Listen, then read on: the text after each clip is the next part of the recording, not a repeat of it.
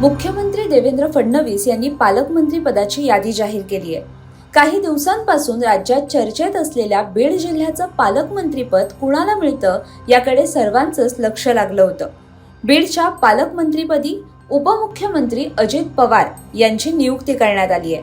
गेली 5 वर्ष धनंजय मुंडे हे बीडचे पालकमंत्री होते।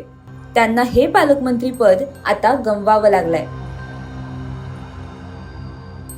बीड जिल्ह्यातले सरपंच संतोष देशमुख यांचं हत्या प्रकरण सध्या राज्यात चर्चेचा विषय बनलाय। या प्रकरणात मुंडेंचे निकटवर्तीय वाल्मिक कराड याला अटक झाली आहे।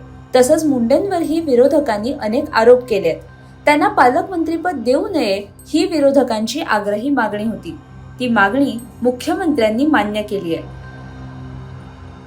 मंत्री धनंजय मुंडे यांनी म्हटलंय की बीड जिल्ह्याच्या पालकमंत्रीपदी राज्याचे उपमुख्यमंत्री आदरणीय नामदार अजितदादा पवार यांची नियुक्ती झाल्याबद्दल त्यांचं हार्दिक अभिनंदन व खूप खूप स्वागत। आदरणीय दादांच्या नेतृत्वात बीड जिल्ह्याच्या विकासाला पुणे जिल्ह्याप्रमाणे अधिकची गती आणि चालना मिळेल असा मला विश्वास आहे।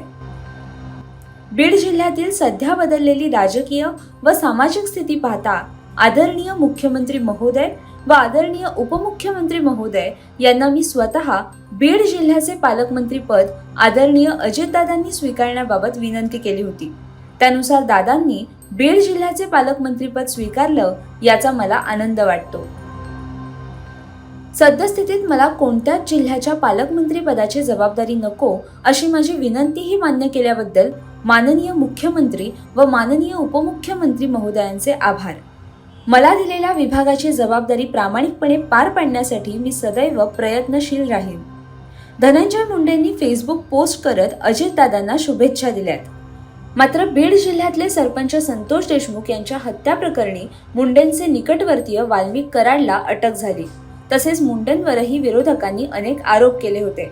धनंजय मुंडेंना पालकमंत्रीपद देऊ नये ही विरोधकांची मागणी आता मुख्यमंत्र्यांनी मान्य केली आहे। मात्र दुसरीकडे मुंडेंच्या मंत्रिपदाच्या राजीनाम्याची देखील मागणी विरोधक करतायत।